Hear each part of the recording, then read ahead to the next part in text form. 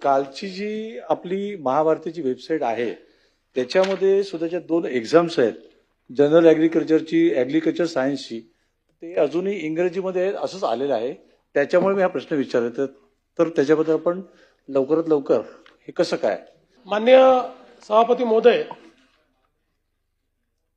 मुळातच आपल्याकडे आपण या ज्या परीक्षा आहेत त्या परीक्षा मराठी आणि इंग्रजी दोन्हीमध्ये घेतो, पण कोर्टाने एक असा आपल्याला निर्णय दिला होता की त्यातल्या काही परीक्षा अशा आहेत, जसं ॲग्रिकल्चर इंजिनिअरिंगशी संबंधित जी परीक्षा आहे ती अद्यापही आपण मराठीत घेत नाही, ती आपण इंग्रजीतच घेतो.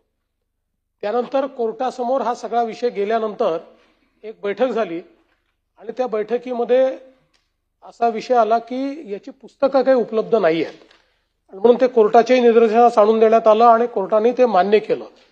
तथापि आता राज्य सरकारने असा निर्णय केलेला आहे की जरी याची पुस्तकं उपलब्ध नसली तरीही न्यू एज्युकेशन पॉलिसीमध्ये आता आपल्याला अभियांत्रिकी देखील मराठीमध्ये घेण्याची मुभा मिळालेली आहे.